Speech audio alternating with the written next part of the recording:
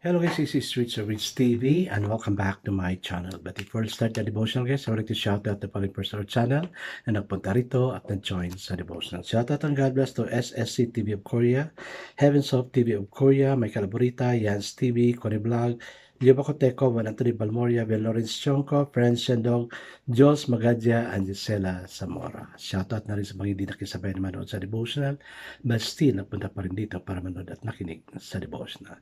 God bless us all, guys.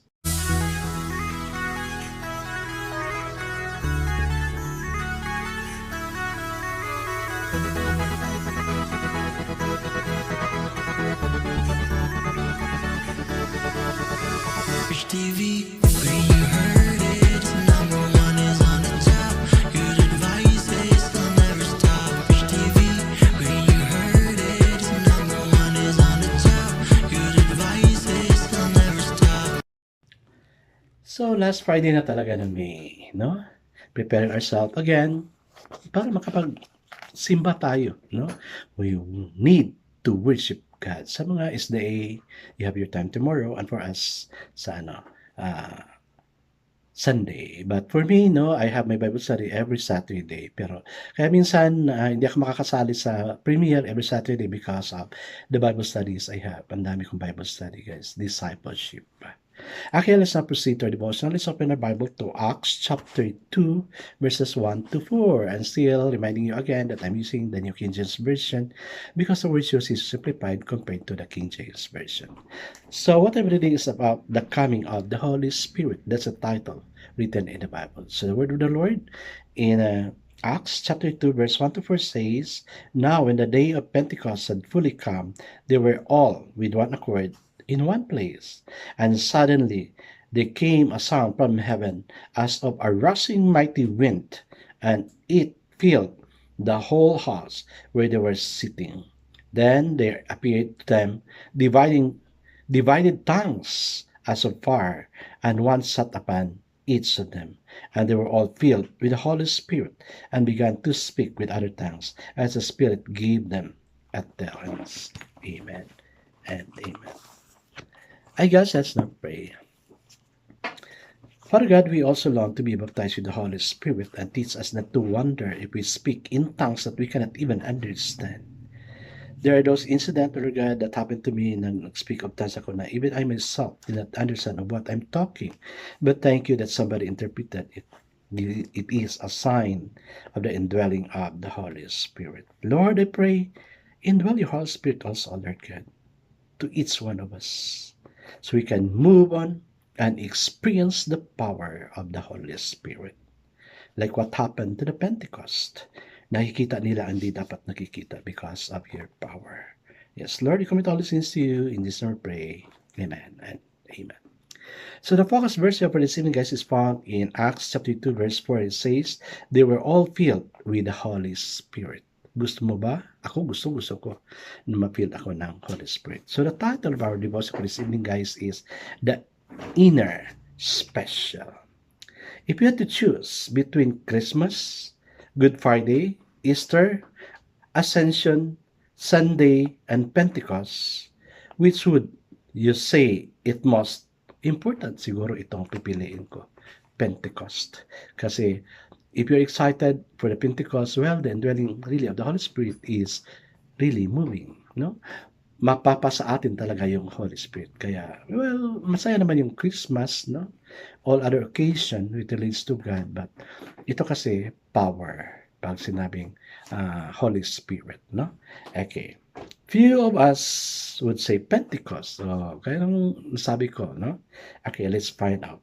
We think of it as a mysterious addendum to the gospel. Oh nga, because we are not familiar with the Pentecost. But for me, doon ko lang nalaman na importante pala ang Pentecost sa Europe because the time I arrived, Europe is, during the Sunday I was there, they celebrated the day of Pentecost. The whole nation is celebrating the day of Pentecost. Okay, and yet we would not celebrate the crucial event of the incarnation of Christ if it had not been culminated in Pentecost.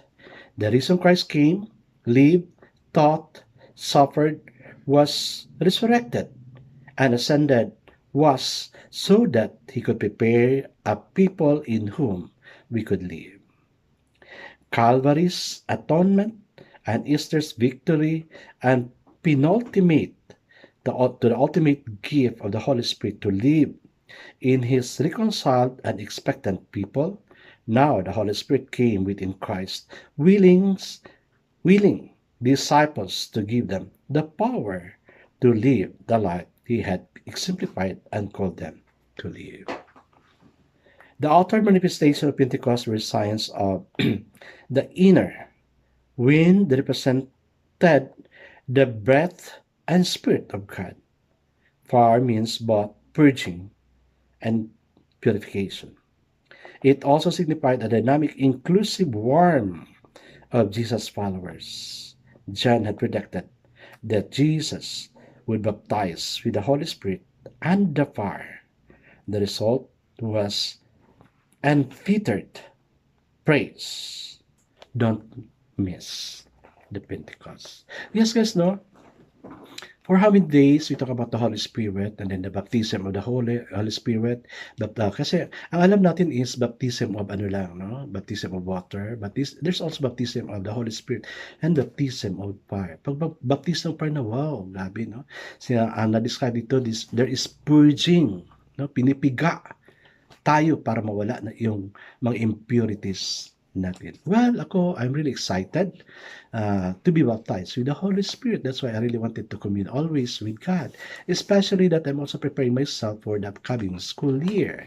Hindi namin alam kung anong mangyayari because we have a new curriculum na this time. Naawala ako sa mga estudyante. Kasi during the 4 curriculum, 2 months lang ang pag-aaralan nila. But this time, they have to study 3 months and more. Kaya naawa ko sa estudyante ngayon. Ang haba-haba ng pag-aaralan nila. But we need to have an inner special indwelling of the Holy Spirit para hindi tayo hindi tayo magka-problema because it is the Holy Spirit that controls us, not us anymore. Kaya guys, let's desire to have the Holy Spirit work in us. I guess let's not pray. Father God, abundant life is life as Christ lived it, life as we live it in Him, and life as He lives it in us. Amen and amen. Guys, di ba gusto mo ng abundant life? Let's claim the word today. God bless us always because I know that surely blesses 10 times better. This is again Rich TV. Kita-kita tayo muli at sa muli. Paalam!